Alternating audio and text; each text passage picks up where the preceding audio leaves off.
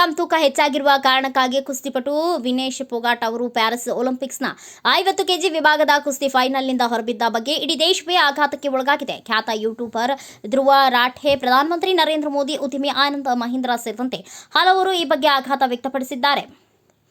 ಕೇವಲ 100 ಗ್ರಾಂಗೆ ಇದು ತುಂಬಾ ನಂಬಲಾಗುತ್ತಿಲ್ಲ. ತಲೆ ಬೋಳಿಸುವ ಮೂಲಕ ಅಷ್ಟು ತೂಕವನ್ನು ಕಡಿಮೆ ಮಾಡಬಹುದು ಎಂದು ಧ್ರುವ ರಾಠೆ ಎಕ್ಸ್ನಲ್ಲಿ ಪೋಸ್ಟ್ ಮಾಡಿದ್ದಾರೆ. ವಿನೇಶ್ ಫೋಗಾಟ್ ಅನರ್ಹತೆಗೆ ಪ್ರತಿಕ್ರಿಯಿಸಿರುವ ಪ್ರಧಾನಿ ನರೇಂದ್ರ ಮೋದಿ, ಭರವಸೆ ಕಳೆದುಕೊಳ್ಳಬೇಡಿ, ದೃಢವಾಗಿ ಹಿಂತಿರುಗಿ ಎಂದು ಎಕ್ಸ್ನಲ್ಲಿ ಪೋಸ್ಟ್ ಮಾಡಿದ್ದಾರೆ.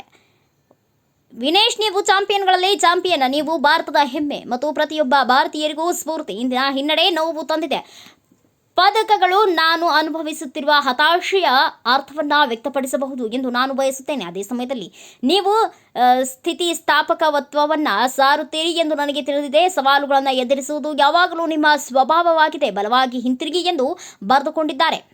ಭಾರತದ ಗ್ರಾಪ್ಲರ್ ವಿನೇಶ್ ಫೋಗಾಟ್ ಅವರನ್ನು ಪ್ಯಾರಿಸ್ ಒಲಿಂಪಿಕ್ಸ್ ಗೇಮ್ಸ್ನಿಂದ ಅನರ್ಹಗೊಳಿಸಿರುವ ಬಗ್ಗೆ ಕೈಗಾರಿಕೋದ್ಯಮಿ ಆನಂದ್ ಮಹೀಂದ್ರ ಇಂದು ಪ್ರತಿಕ್ರಿಯಿಸಿದ್ದು, ಇದು ಕೆಟ್ಟ ಕನಸು ಎಂದು ಆಘಾತ ವ್ಯಕ್ತಪಡಿಸಿದ್ದಾರೆ.